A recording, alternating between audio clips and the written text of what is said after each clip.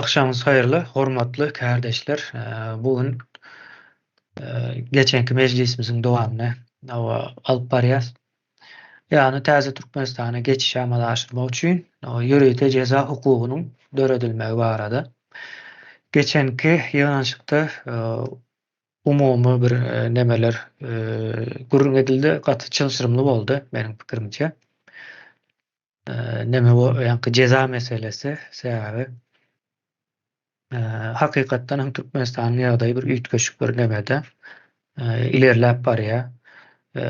Bolan zatlary we bolup duran zatlary eşitdikçe de adamlar o jezanyň bolup bildiginçe soň derece neme gaty bolmagyny isleýär-de. Bu bir adamlaryň ýa-ni duýgu nemesi bilen hem gaty baglanyşykly bolup biler. Ýani iň soňy biz bu taýda gürrüňne diýäs. O gürrüňne etmegimiz iň möhüm bir meseledir. Gürrüň edilenden soň ýalňyş bolsa da, dogry bolsa da soňa baka çykýa anyklamak mümkin. Ýani gürrüň edilmän pikirediň häzir hiç gürrüň etmedik. Gürrüň edilmegini bilmegimize garamazdan etmedik diýeli. Ýurda bardyk, ýöne bularyň edýän jenayatlaryna aýdyp gelýärse ekranlarda. Soň adamlarda şeýle bir wahşy neme boljak. Belki tribunalyň, suwdyň geçiriljegini bilmeseler, o suwd biz bolaly diýip öz başta hereket edip bilme ýagdaýlary bar adamlaryň. Aslında biz möhüm bir ölçekde hawasyň öňüne alýas. Şu neme bilen guramaçylykly amala aşyryljanyň garantiýasyny berýärse biz şu taýa baryp nemeden wagtymyz. Şeýle bir tarapdan seretmemiz gerekli. Geçenki çykyşdaky ýa-ni mejlisdäki gurrunlardan şu zady aýtmak möhüm mikä diýip pikir edip aýtdym häzir. Ýöne ýene de gelsek, hakykatdan hem Türkmenistanda edilýän jenayatlar belki de dünýäniň ýa-ni dünýä taryhynyň diýele umumy dolaly wagtyna özüne belki bir 2-3 gezek bolandyr. Şunuň ýaly waka bolan bolsa Kamboçya'da boldy ýakyn taryhda. Şuna benzeş waka ýöne Kamboçya'da henize çelli bul nemäni dol anyklap edip bilmediler. Ösüşünde bir ösüş var ýöne ýene de şoňa sebäp bolan käbir ýurtlar bardy. Olar ýene arkaýyn öz siýasatlaryny ýöretip berler. Mysal üçin Hytaý Kamboçya'daky bolan nemäniň iň uly aktiýory Hytaýdyr. Kommunistik partiýanyň ýoly bilen başlapdy. Şonu häzir taryh nemeden aýdyp geçeli. Biz hem şol ýalňyşlygy göýbermezligimiz üçin gerekdi. Kamboçya'da bir kommunist topar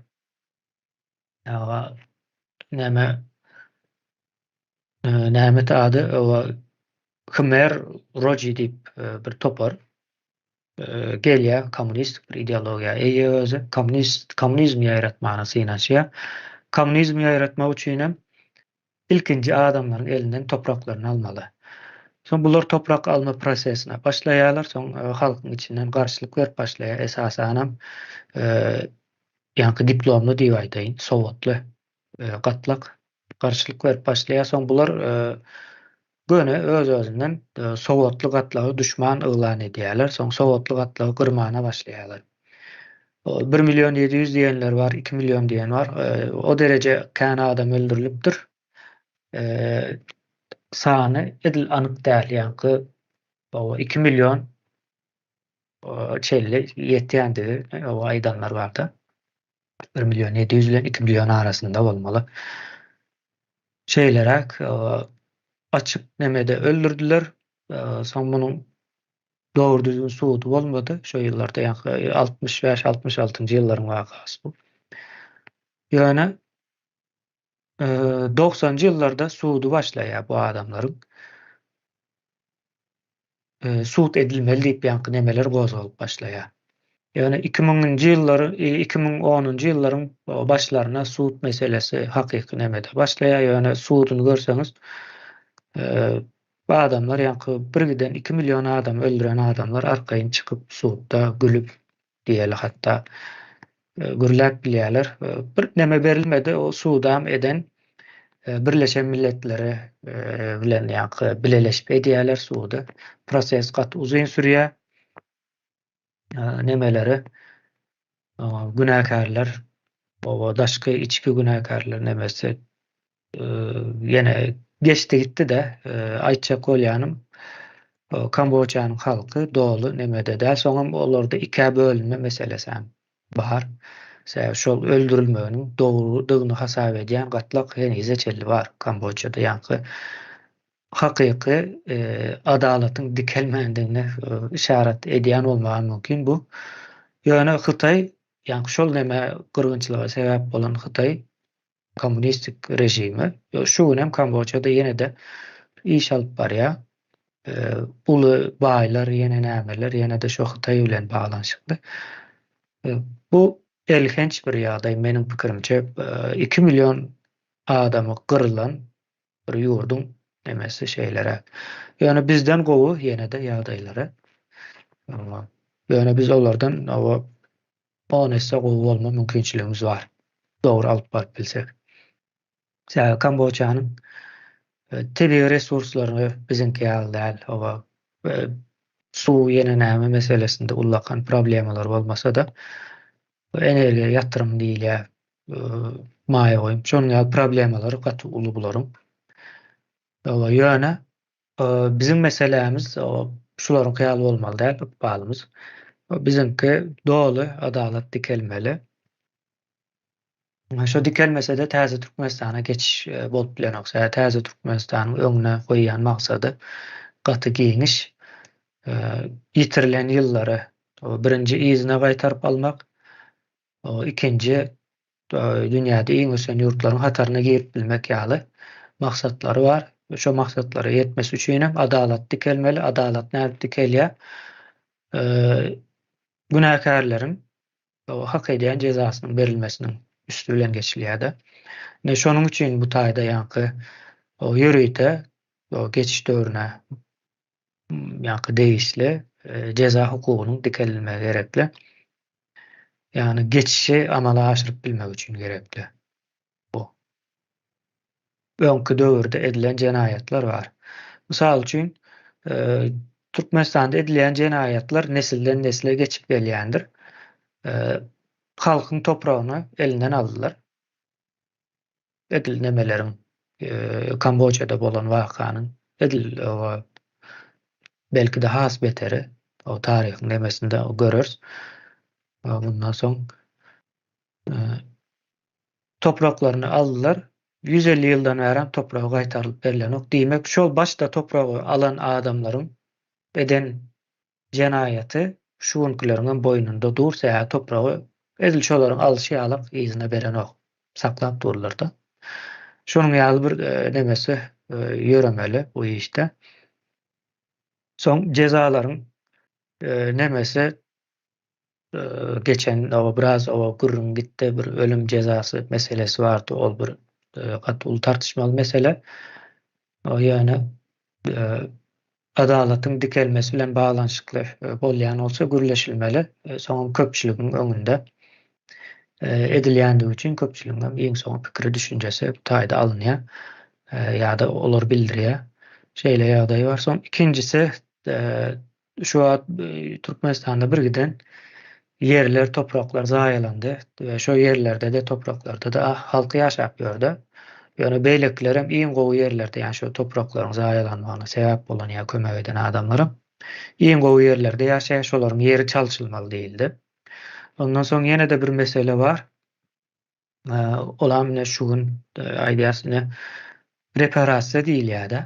Reparasiýa diýmek dikeltmek, öňkü berilen ziýany ortadan aýrylmasy üçin bir dikeldiş çäresi geçilýär, işi geçilýär.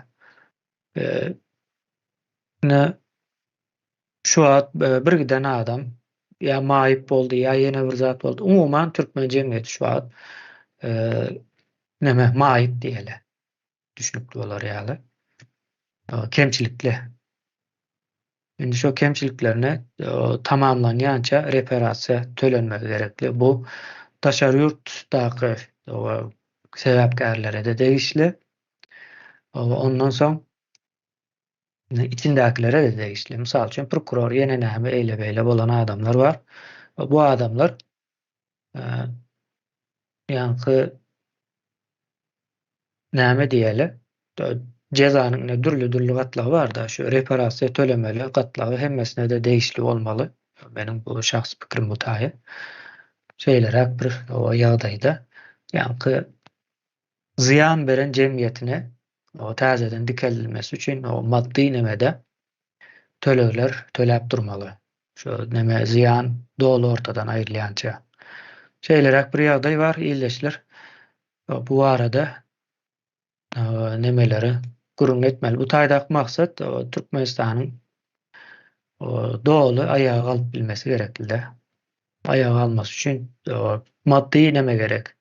Manawy diýil, ýani adalat tarapy da bu. Adalat tüm gelendigini görmesi gerekli. Diňe Türkmenistan däl, daşary daky nemelerem görmeli buna. Ýurtlar diýeýin. Daşarda aktyorlar diýeýin.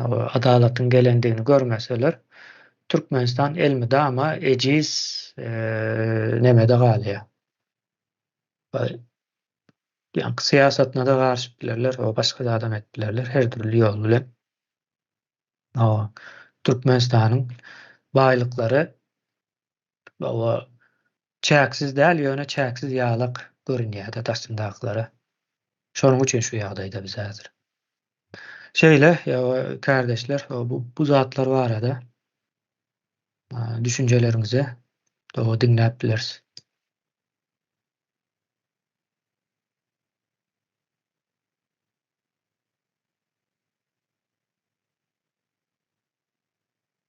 Ýeňiş kardeşimize bereýin söze. 5 minutdandyr wagtyňyz ýatladyň. Sağ olun. Yine Türkmenistan'da hiç şeyli adamın nemesi yoktu, bakası yoktu. Bizim yurdun içinde kadar kımmatı.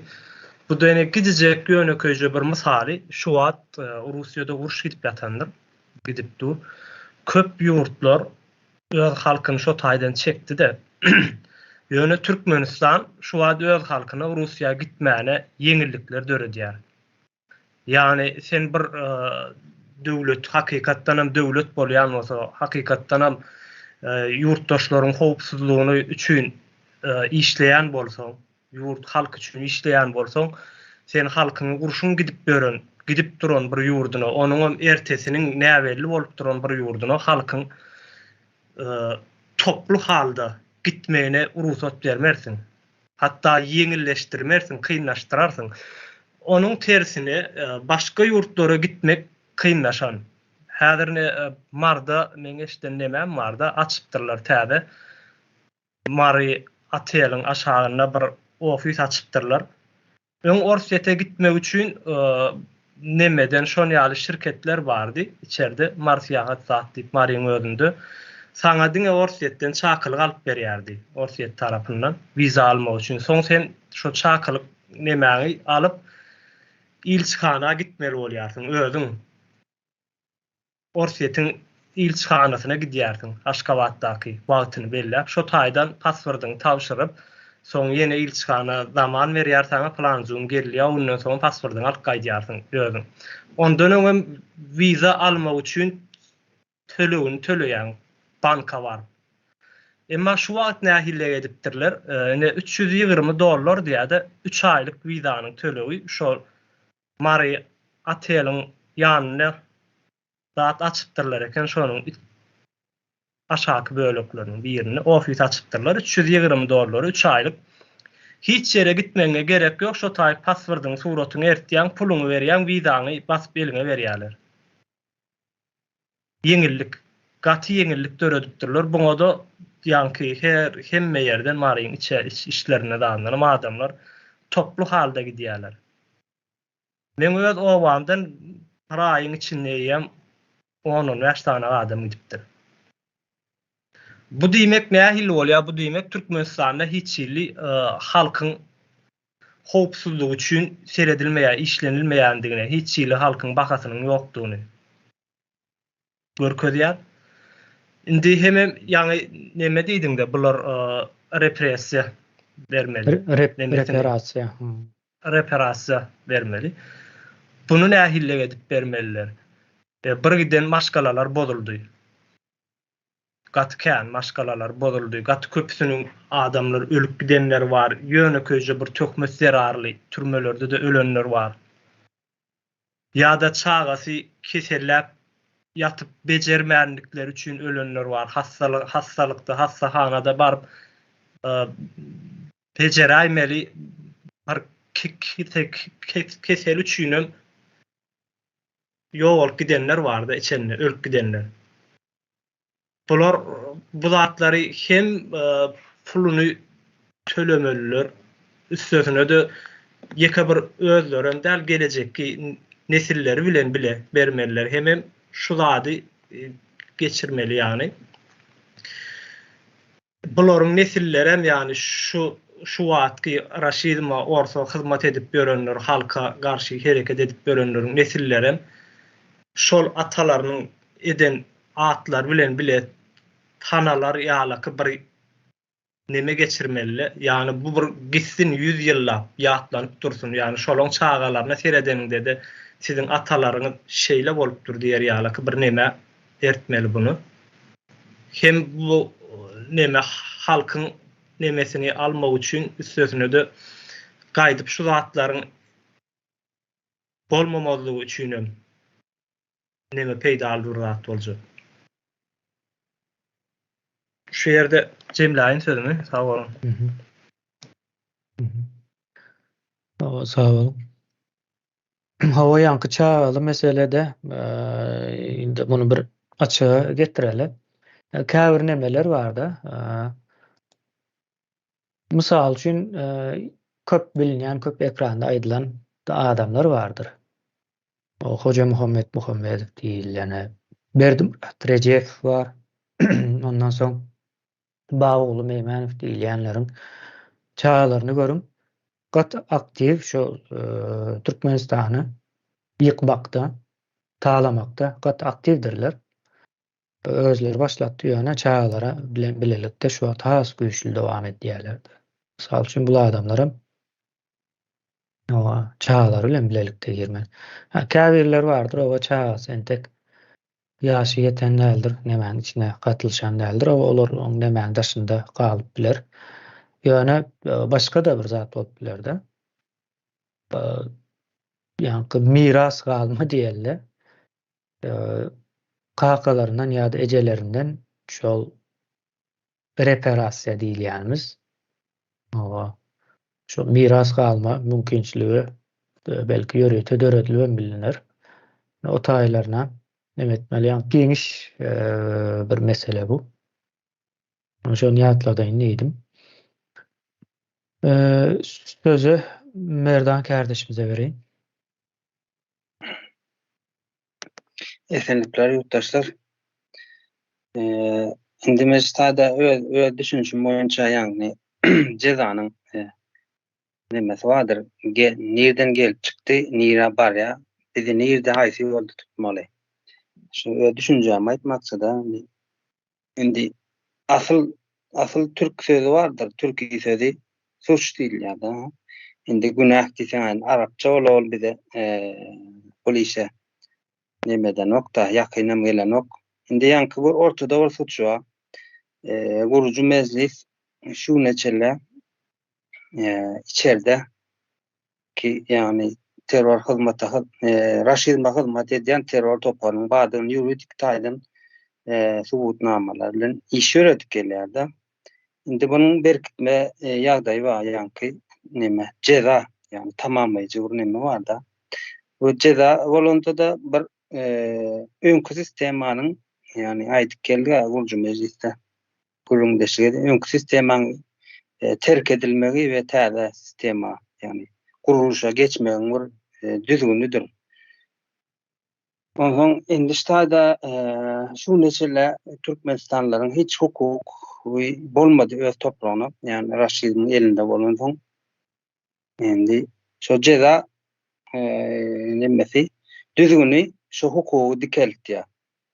Türkmenistanlyny öz ýurduna eýe çıkar ya da yani o avtomat şekilde Onsoň ýani reparasiýa diýen herekedem şo hukuk dikelenden soň özü ýüze çykýar we bolan mejburydyr.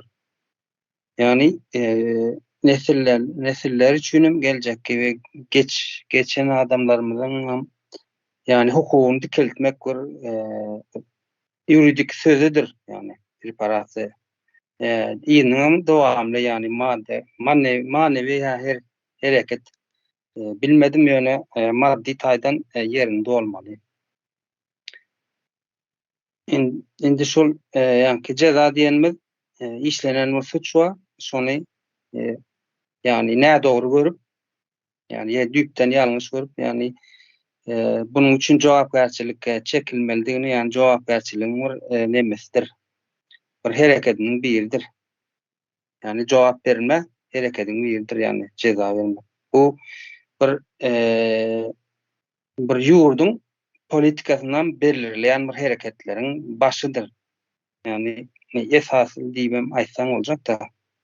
Yani bu içki we daşky dünýä üçin bir açyga çykaryljak yani açykda görünüp duran bir ýol boljak da. Yani biz şu ýolda yani öňkülerini ýalňyş gördük, suç gördük. Ine de yerine yani adalet diýip aýdylýar halkyň sözünde aslında şol ceza şol nämäni halkyň sözüni yerine ýetirýän bir hereket diýip düşünýär. Bu aýry bolmasydyr we şertdir. Şöyle düşündüm men. Sağ olun. Güýjüň halka geçişi ýalyk bir zat düşündüm de häzir. Owa yani Güýjüň halkyň halkyň eline hukuky geçýär. dikelýär. Owa. Ýurde ýa-da. Sağ olun. Soň reparasiýa boýunça bir ýanky düşünmesi üçin bir näme aýdyp berýär. Reparasiýa näme diýseniz, mysal üçin türkmen jemgyýetine şunça ziyan berildi diýip hasaplanýardy. Ine Sapara geçen bir çykyşlarynda aýtdy, 1,5 trillion ors bize tölemeli diýdi. 1,5 trillion dollar ýani. Tölemeli şu beren ziyanlaryny nemetmesi üçin.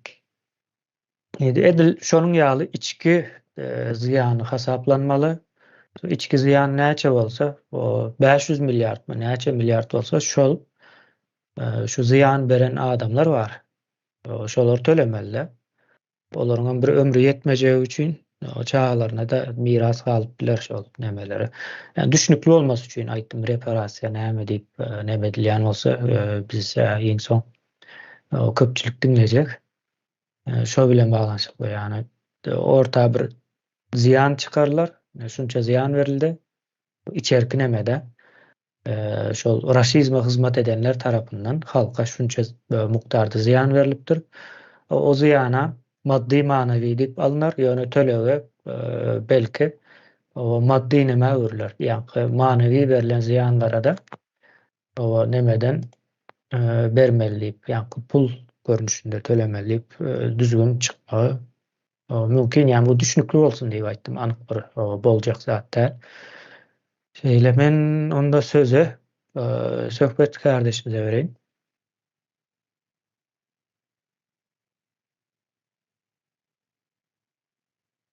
Şu döwletiň nemelerini aýdyp berýär, aýdyp dursa, döwlet boýunça bütün Türkmenistan boýunça edilip durulan bir jenaýatlary, o ýerde bir döwlet kuruluşynyň ýokdugyny, bir adamzada bir garşy işleýän bir mehanizmiň, bir sistemanyň, has dogusy terrorçulukly bir sistemanyň, terrorizmiň bardygyny aýdyp berip dursa we döwlet kuruluşyna baý bolsa, eger goşadyrnak için näýdi? Döwlet kuruluşyna baý bolsa we onuň etmeli işlerini şular ýaly edilmeli diýip nemelerini aýdyp berip oturup hem bilatlaryny, jenaýatlaryny görüp şular şonu aýdýan adamlara garşy şol adamlar ne watan dönügi diýilen bir slogan berýänler, imajy berýänler. Bilimhazır bu sloganım öňden gelýän ýa-ni Rus imperiýasynyň gelýän, raşizmden gelýän bir slogan, ony bäde aýdyp geçeli sebäbi bu Türkmeniň taryhyny bir ýerde gaýtalanok, öňem gaýtalany, öňkü gaýtalanan wagtam şu basmaçylar diýip aklar we gazyllara garşy çykan wagty basmaçylar diýip at berenlerler şonu türkmenler öz türkmenlerine ene şular nemelere garşy halka garşy işleýän nemeler diýip we şondan bäri ondan oňum dowam etip gelýändir ýöne bize has häzir kun nemeler akla gelinäjek bir taryhy wakany aýdýanna bu ne slogan gaty aýylgan zatdyr sen watanyna hiç adamam hiç bir kimem hiç bir kişem ya hiç bir watandaşam hiç bir halkam öz watanyna hiç açan dönüklik edýän däldir. Bunu köpçülik bolup aýdylan esasanan. Ýöne şo watanyna dönükçilik edip duran adamdan aýwasylýanlar berde. Watan mukaddes ol hiç kimem dönük edip bilmem mümkinçiligi ýok. Ýöne şu hakyky sırlary ortaga açan adamları dönük sözün diýdirýän adamlaryň özleri dönük häzirki wagtda. Onam propaganda nemesi bilen halka şular ýaly getirip oturýarlar. Olar özüm gaty aýylgan jenaýat. Ondan şu jenaýatlaryň arkasyndan şular nähilek ýagdaýda sypmaly, ýa şulara nähilek ýagdaýda jeza berilmeli. Ya şular diňlemäňne biziň Telegram habar kanalymyzda goýuldy arada şu Maru vilayatynyň energetik institutyny we käbir edaralarynyň işgärleriniň arasynda ýönek bolupdyr çağrılaryny internete girmesinler şular ýaly videolar görmesinler diýip şolar ýaly öňünden gorku propagandasyny ýaýradýarlar. Öňkü gorkuzýarlar. Nemesini elinden alýarlar. Äkil kendi özgürlüğini, erkinligini elinden aldyrjak bolýarlar. Aldyrtmana sinaşýarlar. Bunu öňüne geçmäne sinaşýarlar. Ýöne bu näme etseňem hakykatlygyna we baryr görýär halk. Ýöne bu aýylgan jenaýatdyr. Bunyň jenaýaty hiç bağışlanıp bolmajak jenaýatdyr. Öyle bilgeçleyin bilip yani bilýärler. Şularyň halkyň eşitdirmemek üçin, görkezmemek üçin bilkaslaýan edýärler buny. Bilin edýärler, bilýänlikler üçin şolar ýaly ýönek geçirýärler. Ondan şolaryň jenaýaty ya jezasy nähilek ýagdaýda bolmaly Türkmenistanda. Kim bağışlamaly şolary? Hakykatdan adamlar bir kastaýyn uzaklaşdyrýan adamlar kim bağışlamaly? Ne watan dönügi diýilip şolar ýaly halky ýalňyş tarapy gönükdirýän, ýalňyş tarapy urukdyrýan adamlara diýilýär watan dönügi diýip. Ne şolaryň hakyky özleri watan dönügi häzir. Islenligi şu tapawdy ýok, el ruçka tutýandan ak kaska takynýan doktorlar näçe islenligi düşmanlar häzirki wagtda. Sebäbi bular edip duran öz jenaýatlaryny islen bilýär. Her biri bilýär. Ýöne bunyň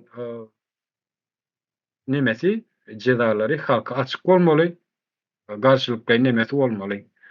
Internetiň ýapmaklarynyň özleri bir jenaýat. Ýene-de bir demeni aýdyp geçeýin. Şu Telegram habar kanalymyzda goýuldy. Türkiýe gaz nämesini aktarjakmyşlar zat diýip neme goýuldylar ýa şolar ýa Türk kompaniýalaryna iş beripdirler diýip. Ana şu zatlar biz bilela, göreliňa, okalyňa bir ýerden. Nirde haçan näme berildi? Nähile kuruluşlar edildi, nähile gaz nirek aktarly, näçe kub metr aktarly, kubu näçeden berildi, haýsy bazar bahasynda satyldy. Şol zatlaryň hiç biriniň statistikasy ýok halka açyk. Ene döwlet bolýan bolsa bu zatlary özüm halkyň baýlygy, ýurdun baýlygy. Bunu açyk oýnamaly edýän bolsa, eger döwlet şekilde oýnaýan bolsa, oýnajak oýunlaryny. Mesela şular ýaly halkdan gizlenýän döwlet sırlarynyň ýa döwlet baýlyklarynyň nemelerini kim bağışlasın häzirki wagtda? Ya bulan jenaýaty nähil derejede bolmaly? Atu jezasy berilmelimi? Ya bolmasa tölegli jeza berilmelimi? Ya ýyl jezasy kesilmeli? Nähil jeza berilmeli bolsa halka açyk jeza berilmeli. Şulara aýtjakym gysgaça.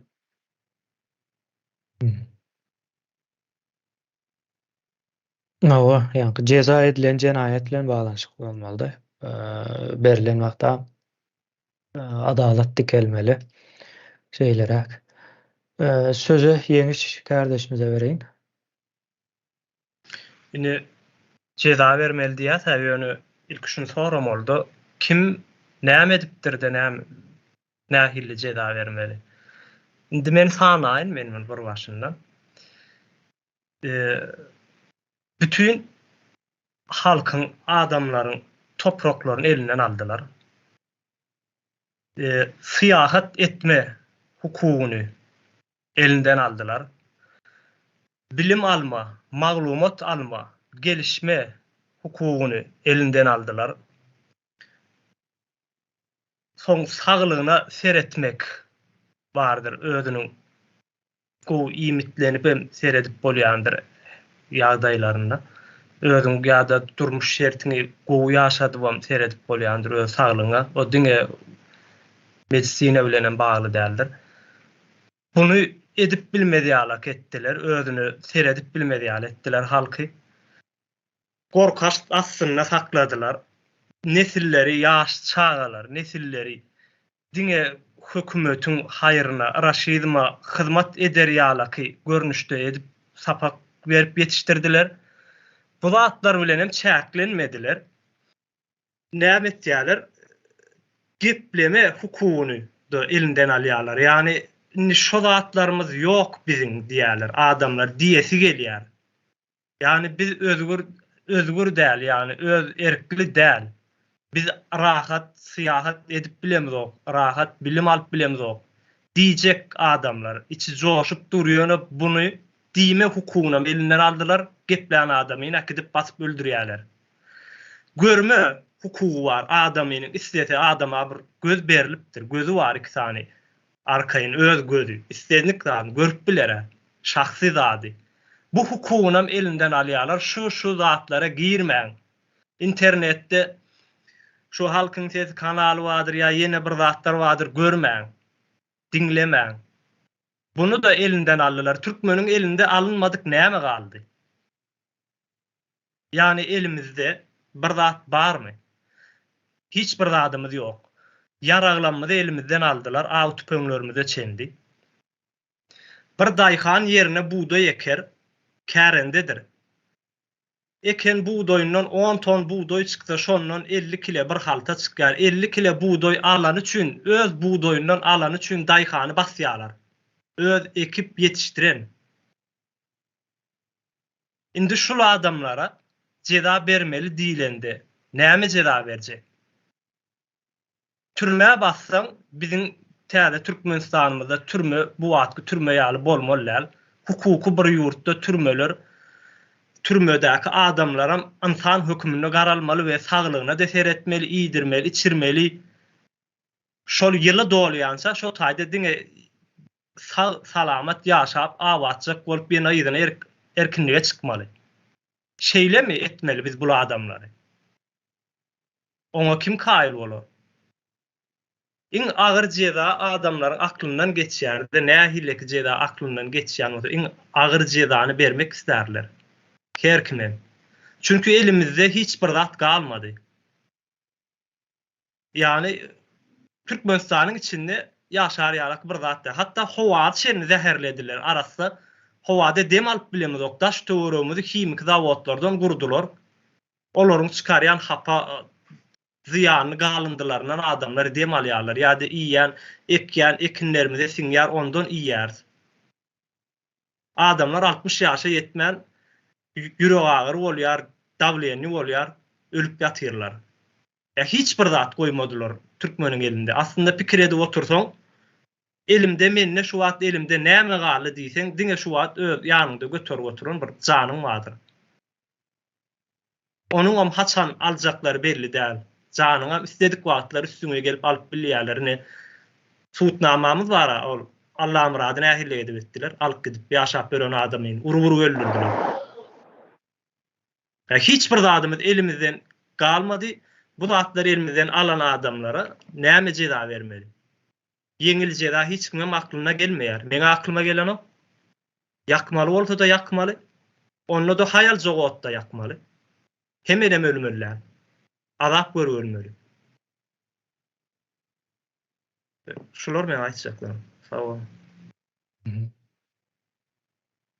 Sağ olun. O sözü Cennet kardeşimize vereyim.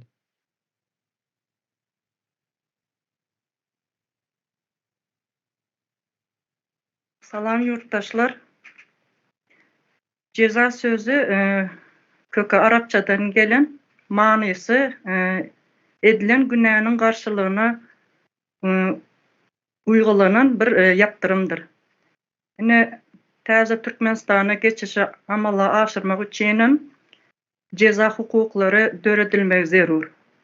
Sebäbi kimine herkese aýtýan biz hiç wagt kanuny hukuk döwletde ýaşamadyk diýip. Şoň üçin adatdan daşary ýagdaý ıglan edip geçiş döwründe Türkmenistany iýip bitirenler hemmesini elekden geçiren ýal geçirip eden günälerini işlerine göre gaýdyp dagy duvara Türkmenistany batyryn bilmez ýaly agyr cezalar bilen cezasy berilmeli. Sebäbi bular 150 ýyllap edenet geldiler. Hiç kim bulardan hasap sorap bilmediler. Hasap sorajak bolanlar da gırdılar. Ýykyjylyk döwrüniň temalaryndan sallanyp aýtsak, Türkmen raşizm koloniýasynda bolmak bilen onuň aýakda galmagyna kömek eden jemaýatçy toparlar leppe edip öz halkynyň depesinde şänlik düp raşizme hyzmat etgelýärler.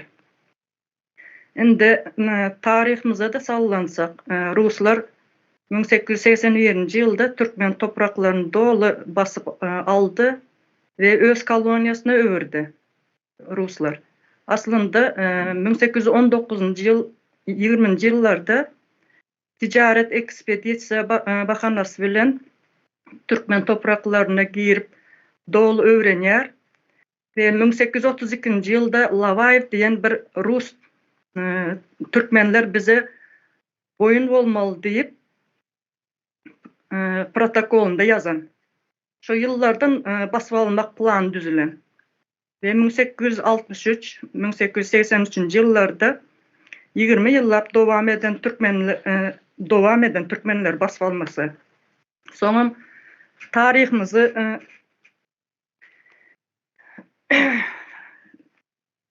taryhymyz tersine ýazyp berdiler. Türkmenler meýletin Russiýa birleşdi diýip. Ýene de biz hoş niyetli geldik, tuvalet getirdik, bilim medeniyeti verdik diyen propagandalar bilen Türkmenistan resurslaryny, insanlaryny, toprağını, suwuny sömürüp geldiler. Bu işler amala aşyrmak üçin Türkmeniň öz elleri bilen etdirdiler. Abyda Herowan öz awçy tazy bilen etdiýleni. Şol awçy tazylar da Türkmen dönükleri, Ruslaryň nökerleri. Bir wagt Türkmen koloniýasyna öwren soň Türkmen polisiýasy döredildi. Şol nökerler de boyun bolmaýany milletçileri garşysyna gideni urup gorkuzyp türmelerde çüýür edip gorkuzma propaganda karatil mehanizmi ýola goýulýar. Diýjek bolýan bir söz bilen 1991-nji ýylda öz başda garaşsyz boldyk diýen kanuny hemme zady bary ýaly görkezip edýän işler bolsa kanundan daşary şol gorkuzma mehanizmi bilen ýurdu tozdurdylar. Halky da mecbur ýurt daşyna çykaryldy. Sebäbi bularyň bu eden işlerini jogan bermelidir diýip düşünjeleri ýok. Hiç kim hasap sorap bilmediler. Şoň üçin edenet gelýärler. Gün güýçliňki, gowurga diýişliňki diýilýän. Indi şo geçen çıkışımda da ceza barada köp zenar kardeşlerimiz aýtyp geçdi. Cinayetçiler çağlarımızın geleceğini elinden aldılar diýip. Elbette en üçün kırmızı çizikdir çağası. Çağalarımız bilimsiz koyuldu. Yaşlarımız içki narkotika yatırıldı. Yaş kızlarımız zayladılar. Maşgalalar bölündü. Çağalarımız ayrıçılıkta yaşap ulaldılar. Yine sanırsan sana vermeli. Onların sağlıksız yetişmeleri, içen suwumuz, howamız. Şoň üçin ol ýerde yaş ortalamasy da 50-den 60-dan geçenden soň ölýär. Jahil goýulan halkam maňlaýyna ýazylan şodur, Allahdan gelen, Allah'ın işine karşı bolmaz diýip otyrlar. Halky bugüne getirenem ýene raşizm aýaklary bol. hizmet eden dönükler eýelerinden gidip orden alıp gelýärler eden işler için. Bunun içinde ilkincilen hatarında da sud, prokurorlar, migrasiya, polisiya, soňra şahta marginallar, medeniyet diýen işgärleri, aydymçy şahyrlar, diktorlar, mugallimler, doktorlar bulan hemmesi buramaçylykla iş etdiler, çäreler geçirdiler. İnternet yapıp tutup informasiyadan mahrum etdiler. Bu da bir jenaýatyň iň ulusy şeýde halkyň hukuk taşı işler bilen mankurtlaştırdılar. Şoň üçinem hasap soramanan bilen ýoklar. Daşardan gelenler bizim yurdumuza giden şäher ýaly edip yerler açıp köşke al jaýlarda ýaşap gazımızı alıp gidip otyr. Näçe aldy, kim aldy, nire gitdi? Hiç hili hasap berilmeýär. Onun ziyan galyndylaryny ýene halky ýuwdy otyr. Bu näme diýmek? Milletdi gyrmak bolýar. Ine bu bolýan wejaralykları ýörite guramaçylykla edilenini düşünen wagty halk bularyň ýedi arkasyna çenil ýakar. Şoň üçin häzirden günälerinizi ýeňiletjek bolsaňyz halkdan eliňizi çekin, häkimiýetde tapşyrmalysyňyz. Boldy, sözümü bitirdim. Sağ olun dinleýäniniz üçin. Sağ olun. Aslında aýdyljak bolýan zadam şu, 4 ýyldan bäri aýdylmaga synalýan zat. O gysga nemesi. Näme diýip sorasaňyz, ine şu 5 minutluk nemäni dinledip bilersiňiz. Hemme kime şeýlerek. Men sözü Umyda kardeşimize bereyim. Sağ olun. Ben şurada az ýa söhbet kardeşimizin aýdalaryna biraz koşmak isteyen.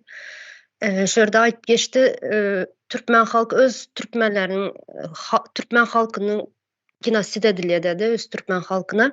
Şurada bir misal berjek. Men mesela 1941-45'teki vatançylyk uruşunda Hitleri en ağır genosid näçe bir halka genosid eden ağır jenaýatçy katil dep aýtdylar ýandaşlary bilen. Ýöne şulam Nürnbergski prosesde tribunalda suda çekilen wagtda şurada soň sözüni jenaýatçylara, ağır jenaýatçylara soň söz berilende şurada aýdylan gepleri bizler şu Germaniýa üçin, öz halkymyz üçin etdik bu zatlar dep aýdyp geçerler. Ýöne bizinkilerine 1,5 asyrdan beri öz halkyny, öz türkmenini, öz milletini kırıp gelýärler, öz elleri bilen. Endi şu maňa gyzykly bolan ýer şu tribunala çekilen wagty bu ağır jenaýatçylar soň sözü näme bolup biler? Näme dep aýdyp bilerler? Gyzykly tarap şu. Bular en ağır jenaýaty jezany bermeli dep düşünýän. Öz eli bilen öz halkyny kıranlary üçin.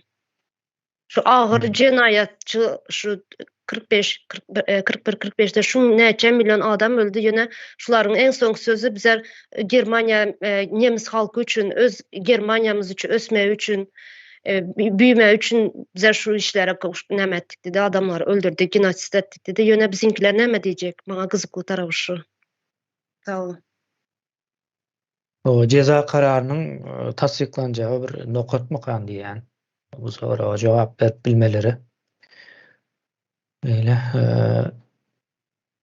Men sözü Sapar kardeşimize vereyim.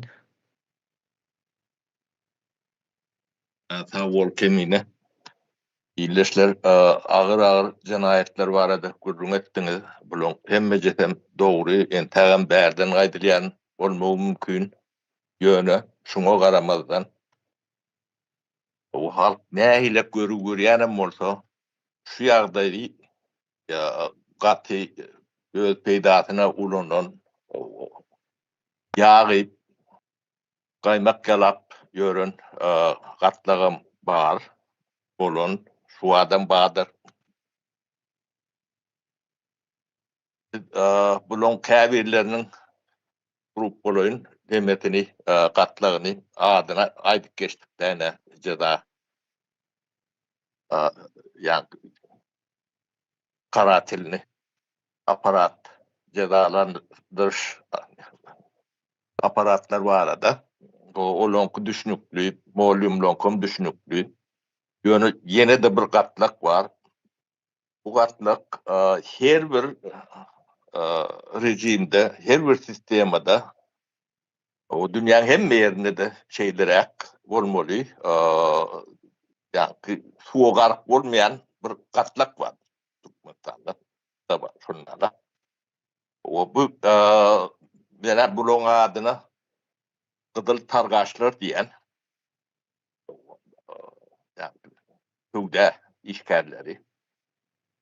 O bulun köpüsünü ben katı yakından tanıyan kabir bilen hatta bu meşek yağdayına yetenmeden var, içinde doğutmadan var, onu maydayın hiç. Tanıdık bildik, o yakınımdan var, kılaçtaşımdan var. Yönü palip, kaymak yalatıyorsun, katlak, yine tamam şeyle. Olur şu adam var, halka yani katı kıyın yağdayı verilenem oldu. Yani şu kıyınçılık çolara ulu yenilik. Yani tavet dövrünü görmedik, eşitmedik. Yani dünyanın avat batam görmedik baylıklarına iyi. Böyle balaklarına sığanok diyeyini Türkmençe düşünüp oraya. O bulonlar kabirlerin adını tutuyun. Emmece ondan kaptalları, yanları, çolun adamları görünür. Yani yakın doğutlamın bir çağlıktı biliyorsun. Bile yetişen, ekli kariyeramızdan paralelle giden o Aga Khan Minister Targoğlu oldu, Patol oldu, Halnadar Aga Khanov diye. Onun ordinatör var, Recep diye. Onun da kendi doğutluğumuz nememiz yok. Onu o doktor katı koğutan yak birimdi. Onun yine de şolar yalakın hemmejetin adi yadıma düşünük 30 yıl geçti de. Şolun köpüsü devletin içinde ikinci derecedeki adam olanlar. Zampret. Targaçlardan zampret bolunun sağını katı kendir. Devlette ikinci adam değil ya da. Yönü yine de bir atma lazım. Daşarı yurttaki iyi çıkanlar vardır. O şolong için şolardan doğulur, köpten iyi çoğulanlarlar.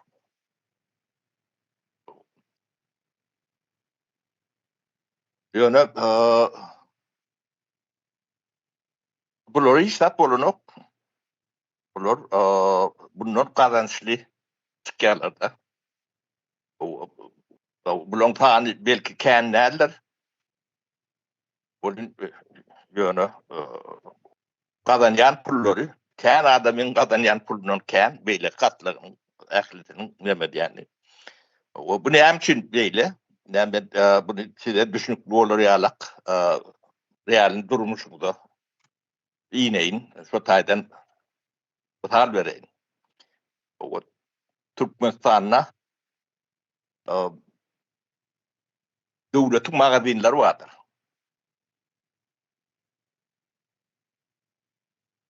Dünyanın niretinde siz devletin magazinlerini gördünüz. O devletin magazini bolup bilir mi? O Sovyet sistemasında devletin kudiliyatta. O Sovyet sisteması yok ama. O Payok yani- veriyen magazinlarda. O tayda da payok veriyorlar. Yani demet onu ne için takladılar? Halka hizmet etmek için. O hizmetiniz ne ilettiğini iyidinde seyredip görün. O ne ile hizmet var? Yani çok hizmeti koşuduruna için aydın. Veriyen adamdan baylıklarını seyredin. Yaşayış derecesine uğrunda seyredin. Özüňizi käsir edip görüň. Olaň şahy barmy? Ödem iň uly ýa-ni döwletiň sütünleri ykdysadyat da. Şoň öňünde böwet bolan nemeler içinden geçip gidýärler de. Bir redip bir zatlar watyr. Yeni şoňa meňdeş nemeler watyr.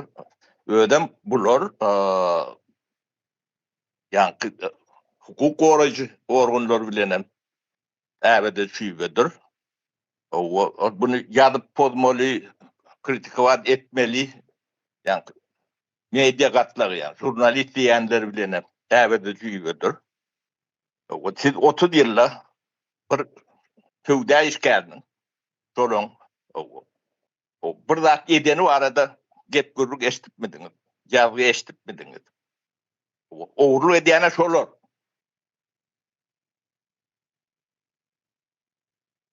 Şonu kırada duranam şolar.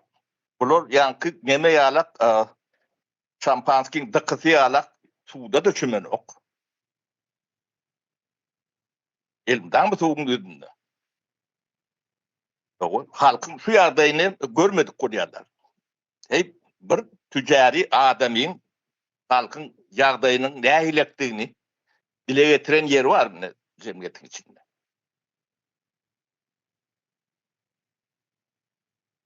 Indi täze Türkmenistan gurarsyňyz onu şular ýene de soğuğun üstündedir.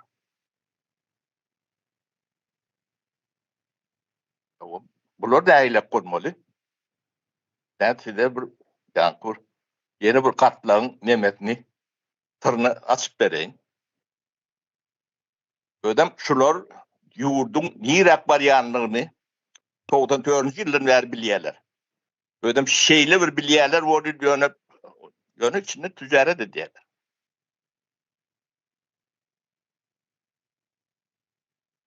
Ödem aňyrsyny nirak barjany çenli bilýärler.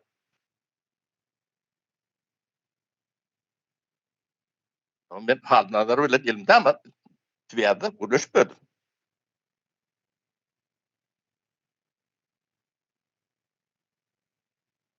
Bulan cezat näme bolmaly? Diýilen soňra var ortada. Şoňa jogap taparsyňyz diýip eme diýen sözüm ustaýda gutaraýyn. Dawul. Sağ olun. Başka söz almak isteyen var mı?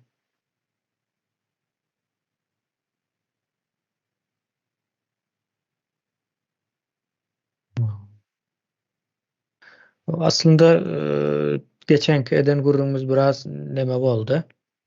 Şu yerde toparlandı diyelim. Toparlanması mühimdi.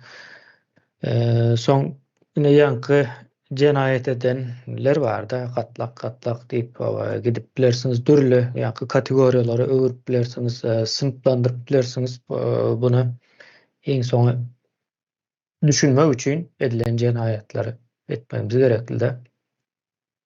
Ya bunun yerine getireni var.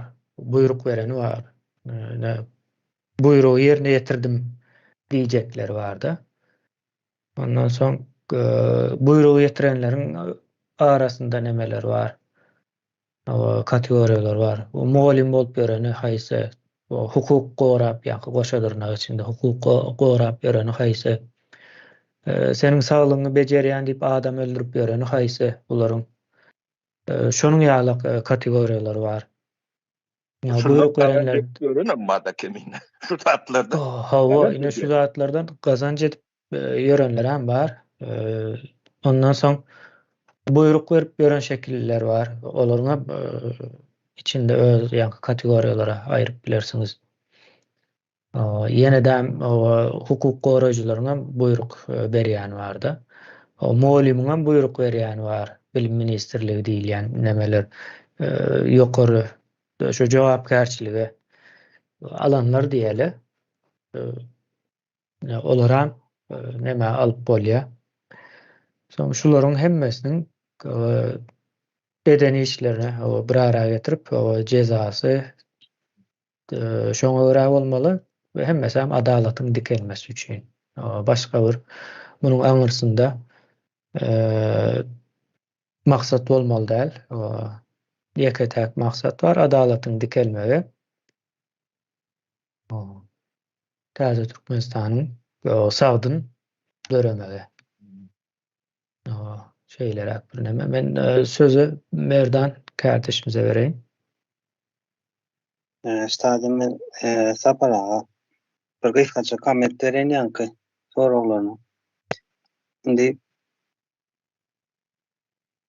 her bir ýurtdaş diýwalarynda pullu bolsun, pulsuz bolsun, men gorunda diýip agon dakynan bolsun. Şöyle ýagdaý görüp duran bolsa genosidyň raşizm hyzmatyň edilýän görüp hemem susýan bolsa, ýani tesini çykarmaýan we üstesine de peýdalanýan bolsa şu ýagdaýdan. Diýmek ol ýani suçy bili işleýän ýani dönüňem edil özü bolýar-da. Bulaňam jezasy maddi maliýe serişdesi bar bolsa elinden alınmalydyr. Belki yakılmalıdır, belki atılmalıdır, belki türme, yani onu prokuratura belirler. Yani men diýjek bolanım bolan bir belki fiziki täsir edýän dönükler vardır hyzmat edip beren. Şolarla deň derece artyk bolmasa, yani dönük hatarında diýip düşünýän da. Sağ olun. Sağ olun. Sözü söhbet kardeşimize bereýin.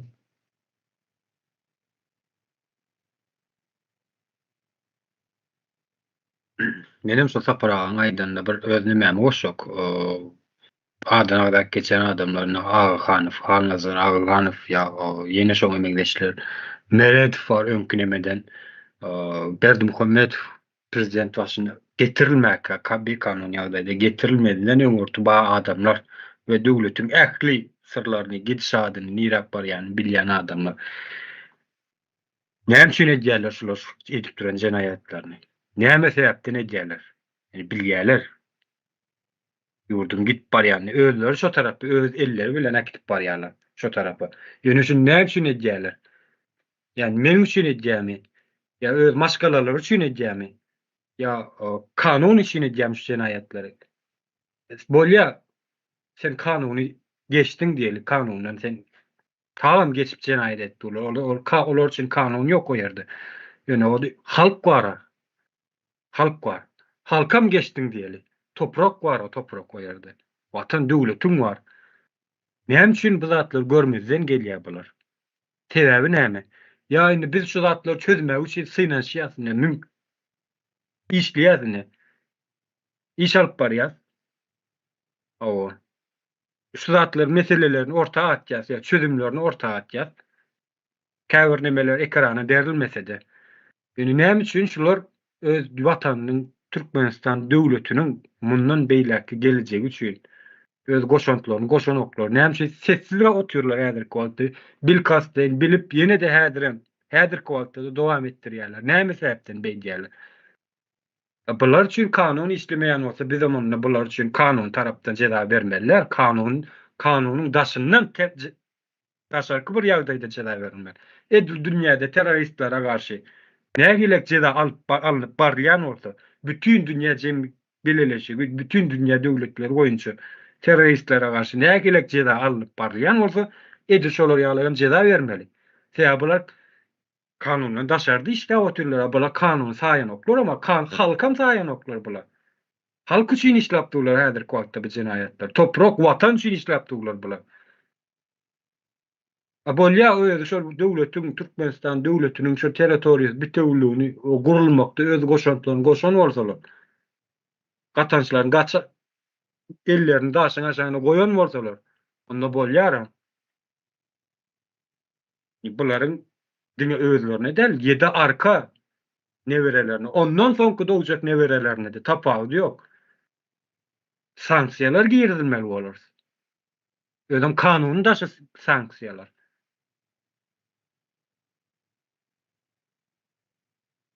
Yani bu zatları eşitip ya bu zatları dinlep bu zatları akıl yetirenden soň bulara elin aşağına bolsaň gün dron yerinde öldürürsin. Yani mene şey içecek ya mümkün näle bunu bilip sen bil kaslayn et dursan görünüp duran da sen Türk döwletiniň başynda sen ikinji wezipeli adam sen bütün ýurt boýunça ikinji wezipeli adam näçe sesin çykarman otur bilýär. Ya gaharyn gelmejek getirilmeyecek ya gaharyn gelmejek bir neme däl abi. Bu bolýala etkeşsin kanun cezasyny berer diýiljek bir ceza däl abi. Aklyna sığmajak ceza öyle. Aklyna sığmajak jinayetler edýärler.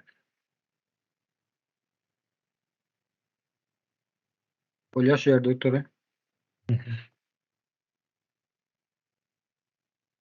O sözü Burhan kardeşimize vereyim. Hiç yaş kardeşler, kefim meydandayım. Mava. Benim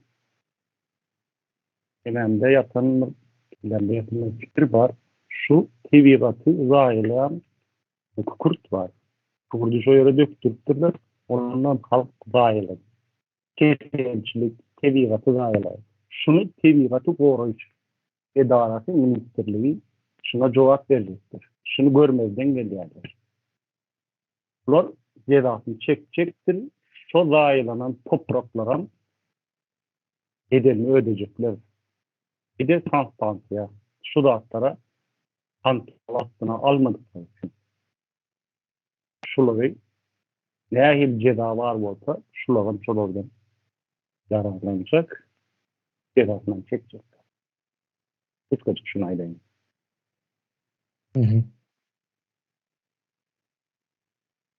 O ekologiyada bizim önde tutyan wabagaly meselelerimizin biri. O hemmesi bir-biri bilen baglanyşykly. Insan bir sagdyn jemgyýet, sagdyn bir ýurt bolmasy üçin ýanky aýdýan problemlerimizin hemmesi düzgün işlemeli.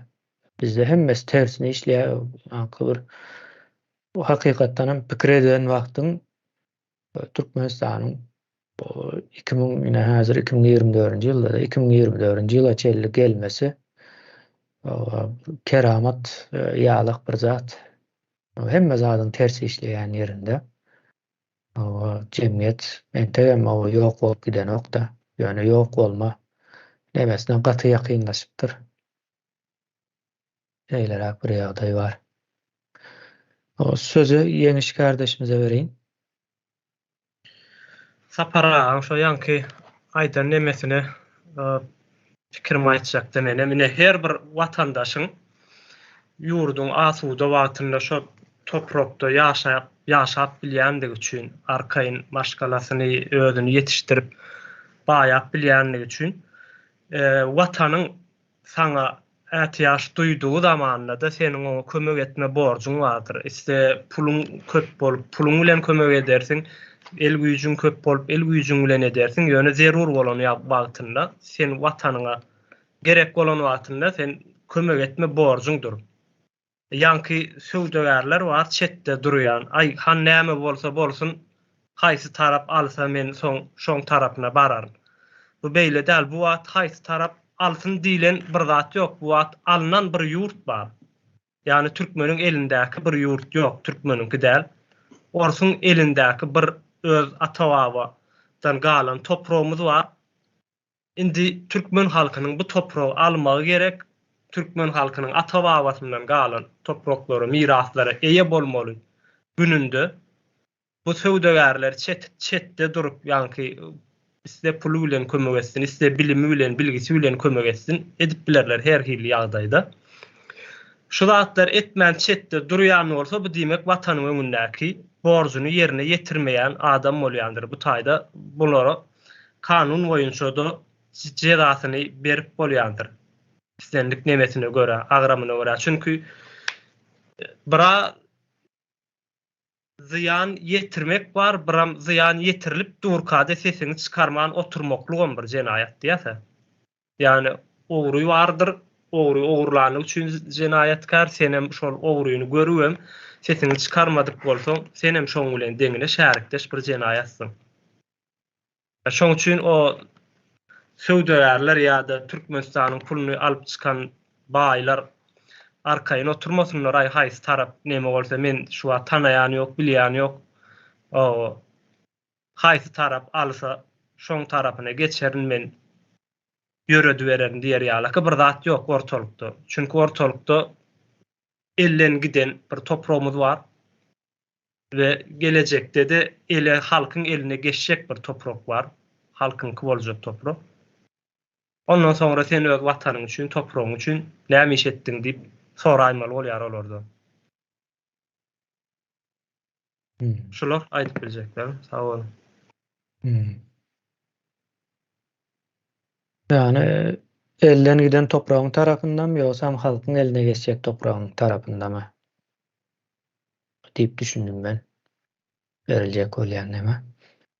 Şimdi kardeşler o şu tayda cemlep bilirse ve bir neme gelinde en sonu bu hazır gönefirden son çıkıp hem anıklarsınız indiki ýönanşyga o taýinlik görürsünüz. Yani indiki ýönanşyklara doğru eýýän biz o cezanın sıfatından o söz edip başlamamız gerekli. O yuvaşlık bilen aslında bugün hem boldu biraz. O cezanı sıfatlandırmamız gerekli de şu geçiş dövrüyle bağlanışıklı demede. Onda şu taýda kardeşler tamamlayas. Indiki ýygnaşykda görüşýänçek. Sağ olun.